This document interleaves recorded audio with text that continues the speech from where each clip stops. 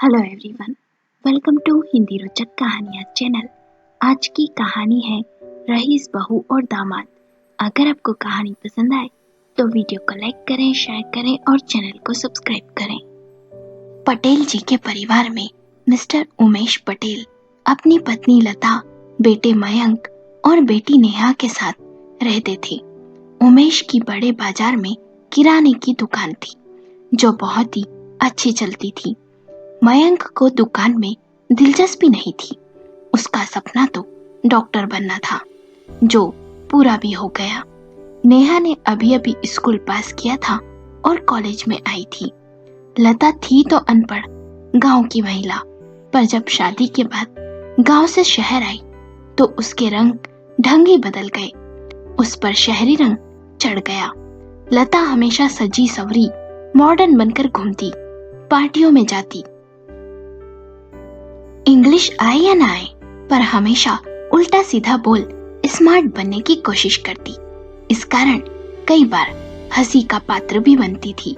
उसकी इस आदत से मयंक और नेहा बहुत ही चिढ़ते थे। उमेश सीधा साधा इंसान था, जो पत्नी कहती वही करता। चाहे घर हो या दुकान या कोई फैसला लेना हो, सबसे पहले राय लता से ही ली जाती। सभी जगह लता का ही राज चलता था। नवरात्रि के दिन चल रहे थे।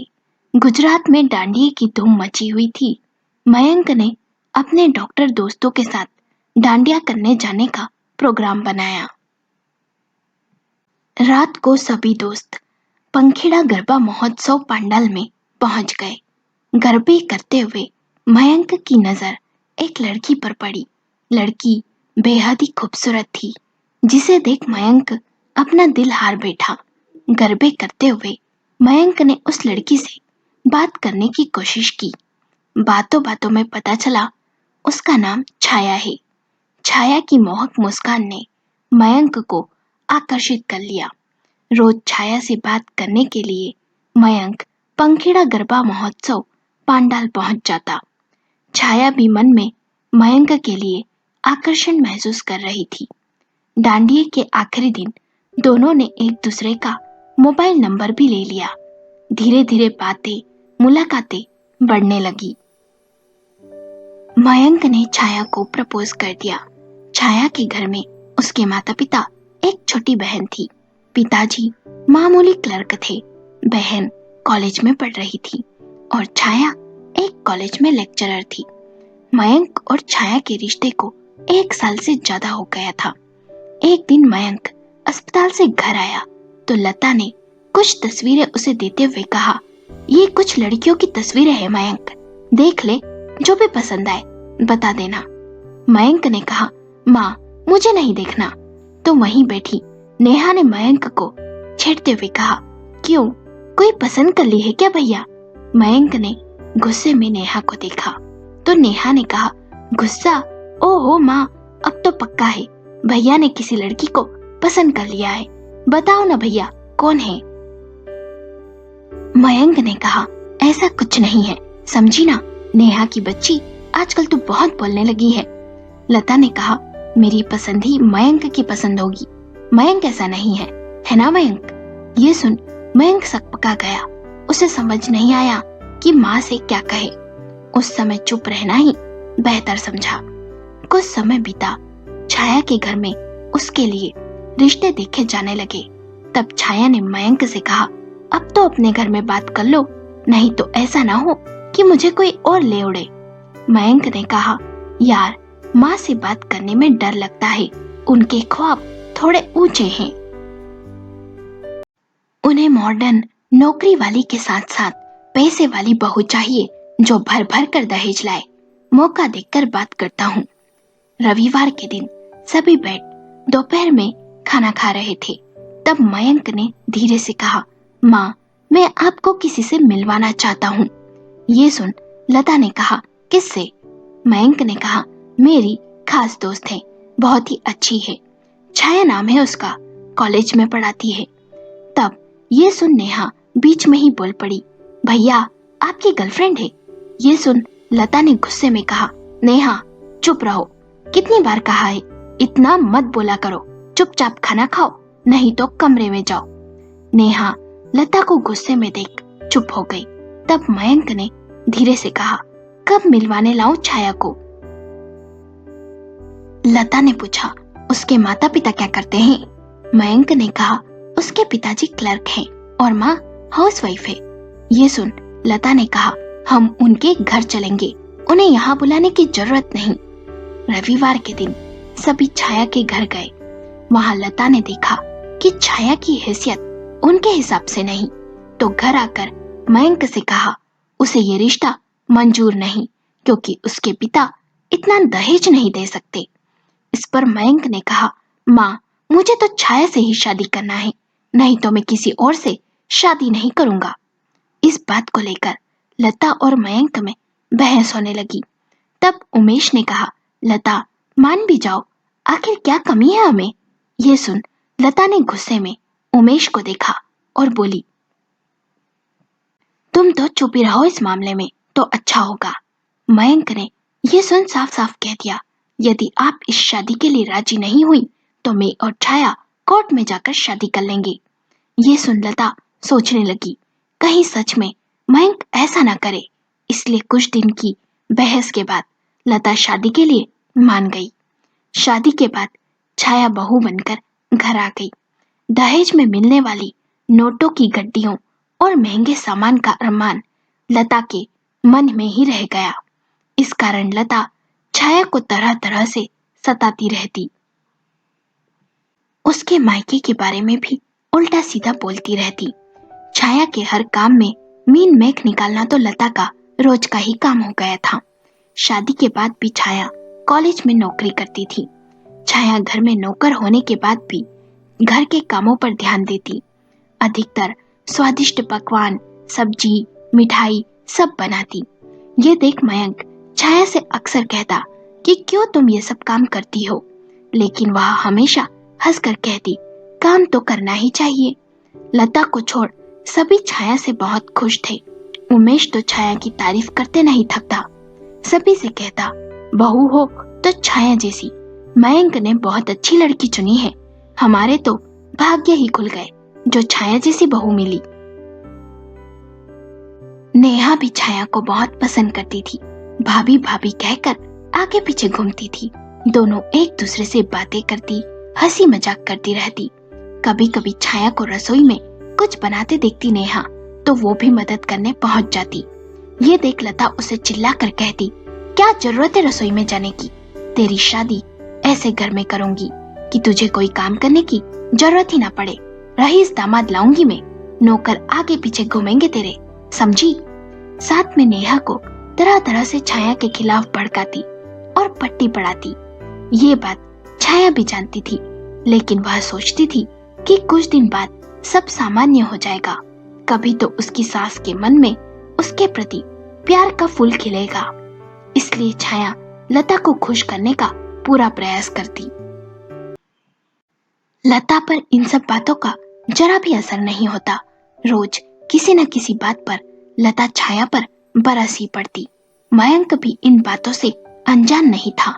वो अपनी माँ के इस व्यवहार से वाकिफ था, पर छाया की जिद थी कि वो एक न एक दिन लता को मना लेगी। एक दिन लता सुबह सोकर उठी तो उसे कहीं भी उसके सोने की चैन नहीं मिली। तो उसने छाया को ताना मारते हुए कहा कि चुराई होगी चैन किसी भूखे नंगे ने और मायके भिजवा दी होगी, और भी न जाने क्या क्या कहने लगी। ये बात मयंक ने भी सुनी। कुछ देर बाद सोने की चैन मिल गई नेहा को। ये सब देख और सुन मयंक को बहुत गुस्सा आया और बोला,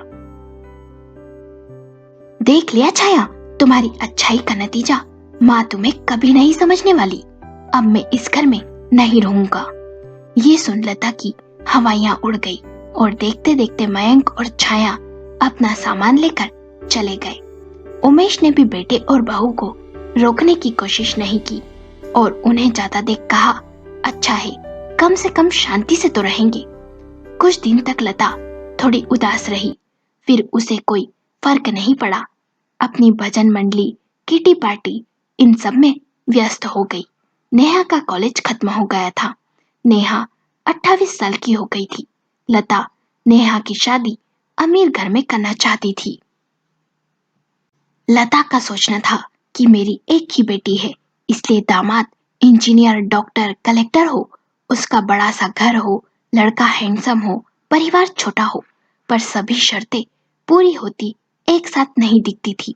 लता नेहा पर अब ज्यादा ध्यान देने लगी थी।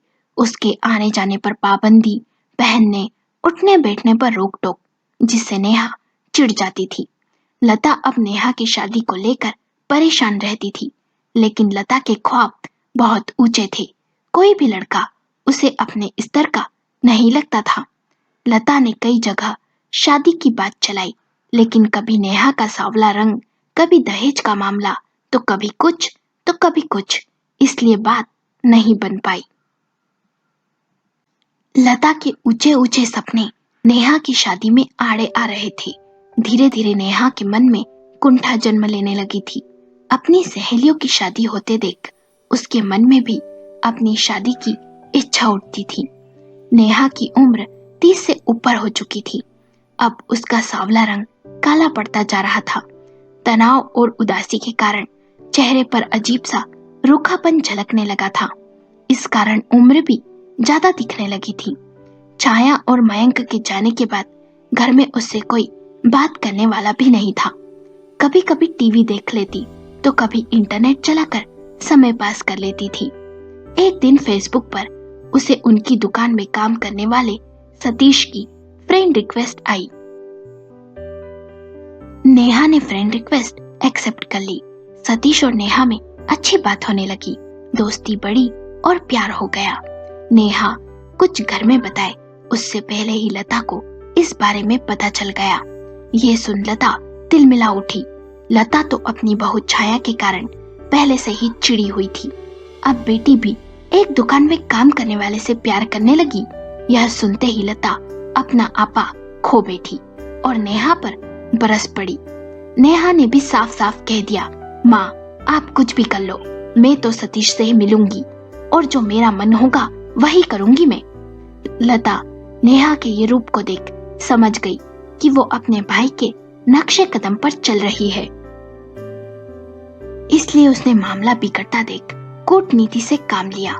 लता ने नेहा से प्यार से कहा, मैं तो रईस दामाद ढूंढ रही थी, ठीक है तुझे सतीश पसंद है तो मैं उससे मिलकर बात करती हूँ।